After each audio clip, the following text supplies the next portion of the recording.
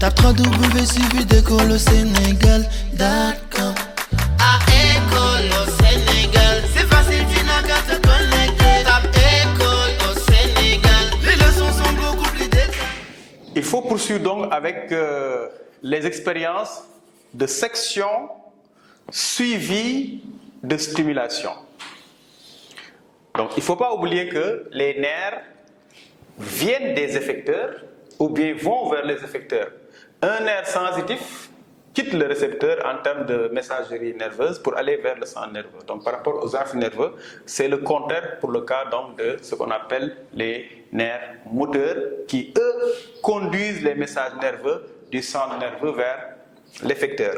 Donc juste deux expériences que nous aurons effectuées de façon complémentaire. La première ici, c'est que lorsqu'on sectionne la racine ventrale, si donc les éléments anatomiques sont intacts, le muscle, le récepteur, éventuellement la peau, une stimulation dans la racine ventrale, j'insiste, une stimulation au niveau de ces deux bouts, parce que quand vous faites la section, identifiez ici vers le centre nerveux le bout central et vers l'effecteur ou vers la périphérie, ce qu'on appelle le bout périphérique.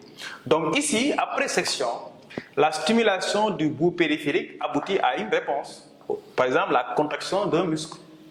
Donc, la stimulation par contre du bout central n'aboutit à aucun résultat, ni sensation, ni mouvement, contraction. Alors, ce résultat montre que dans la racine ventrale, le message nerveux circule dans ce sens-là.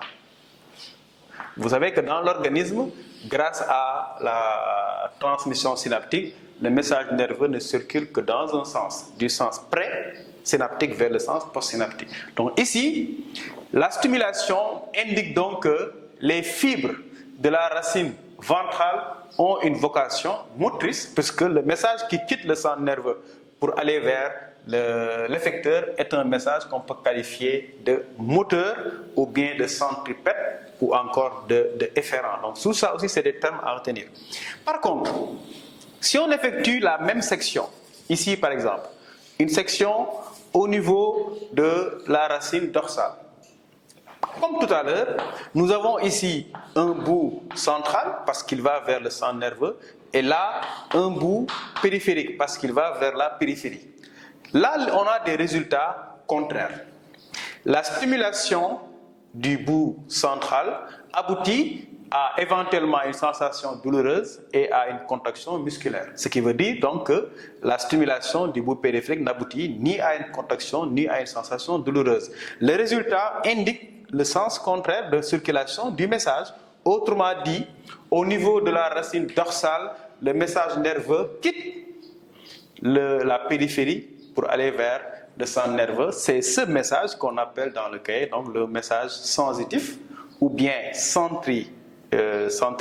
Tout à l'heure c'était centrifuge, donc centripète ou bien encore afférent. Donc ici, nous avions tout à l'heure, je le corrige, nous avons un message qui est centrifuge ou bien moteur ou bien efférent, c'est des termes proches mais différents. Là par contre, nous avons un message nerveux qui est centripète ou bien afférent ou bien sensitif. Donc les trois termes sont équivalents et il est important de connaître la synonymie parce que la synonymie donc permet d'être à l'aise dans les exercices parce qu'on peut utiliser un terme ou bien son équivalent. Donc en conclusion, qu'est-ce qu'on peut dire? La racine ventrale a une vocation motrice, alors autrement dit c'est constitué de fibres motrices. La racine dorsale, elle, a une vocation sensitive. Donc, en résumé, la racine dorsale ne contient que des fibres sensitives. La racine ventrale contient, elle, que des fibres motrices. Alors, l'expérience de Bell et Magendie permet donc de savoir que, au niveau donc des conducteurs, nous avons des fibres sensitives qui sont localisées au niveau de la racine dorsale et des fibres motrices localisées au niveau de la racine ventrale. Maintenant, des expériences complémentaires ont permis d'identifier au niveau d'un arc réflexe donc les éléments ou les supports anatomiques. Donc le support anatomique, c'est les parties anatomiques qui sont indispensables à l'exécution. Donc ces parties, il y a évidemment d'abord un récepteur ou des récepteurs.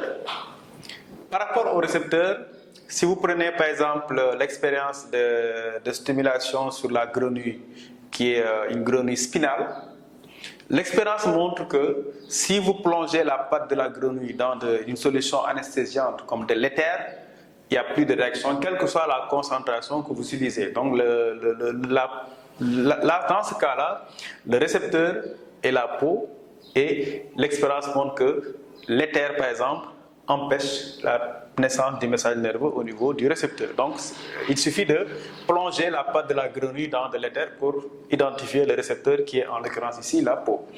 La deuxième expérience, c'est une section. Donc, si vous sectionnez le nerf sciatique, par exemple, qui relie la patte de la grenouille, donc, ou la peau de la grenouille à la moelle épinière, vous vous rendez compte qu'il n'y a plus également de réaction. Donc, ce qui montre que après le récepteur, la deuxième fonction, c'est la fonction des conducteurs, que je mets au pluriel parce que nous venons de voir à l'expérience de Bell et Magendie qu'il y a deux types de conducteurs, des conducteurs sensitifs et des conducteurs moteurs.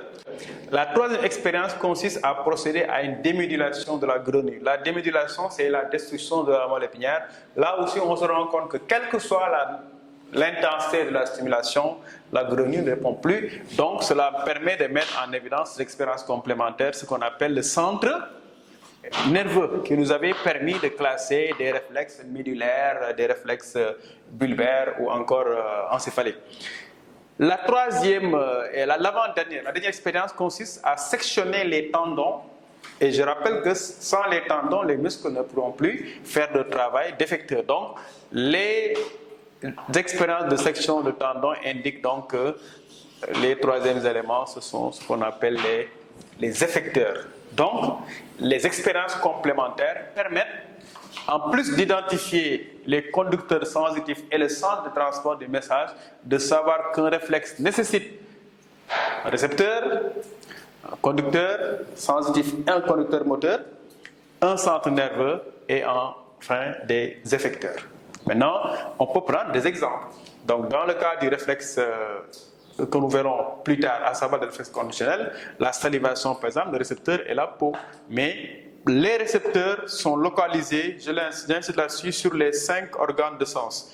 Au niveau de la peau, il peut y avoir, par exemple, ce qu'on appelle les corpuscules de Pacini ou des thermorécepteurs. La peau permet de savoir, par exemple, s'il fait froid ou s'il fait chaud. Et le récepteur, parfois, il y a des noms particuliers. Les thermorécepteurs informent sur la température. Les nocicepteurs informent, par exemple, sur la douleur. Les corpuscules de Pacini informent sur la pression. Et par rapport au récepteur, il est important de savoir que le récepteur présente, c'est les physiologiques en tout cas, 2 sites. Un site transducteur, c'est là où naît le potentiel de récepteur qui dépend donc de l'intensité de la stimulation. Et le récepteur, le deuxième site, c'est le site générateur qui va transformer le potentiel de récepteur quand il atteint le seuil en potentiel d'action qui sera lui propageable et auto-régénératif. Par rapport à le récepteur, donc à part les récepteurs qui sont localisés au niveau des 5 organes de sens, je rappelle que donc on aura comme récepteur des récepteurs au niveau de la peau qu'on vient de donner, les récepteurs au niveau des yeux, c'est la rétine, au niveau de la corde au niveau donc de l'oreille avec ce qu'on appelle la corde du tympan ou bien la cochlée, ensuite au niveau du nez, les papilles olfactives et au niveau de la langue avec les fameuses papilles gustatives. Ensuite, les conducteurs donc, sensitifs ou moteurs.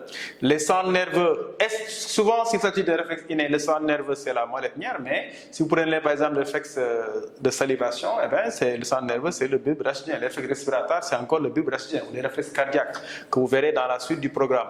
Les effecteurs peuvent souvent comprendre 2 types. La majorité des réflecteurs sont des muscles, n'est-ce pas? L'autre partie c'est des glandes. Et les glandes, l'élève doit faire l'effort d'en connaître les principales. Les glandes sécrètent. Le muscle fait un mouvement, la glande, lui, elle sécrète. Et au niveau, le minimum qu'un terminal doit connaître, c'est au moins les glandes salivaires qui sécrètent quoi? La salive.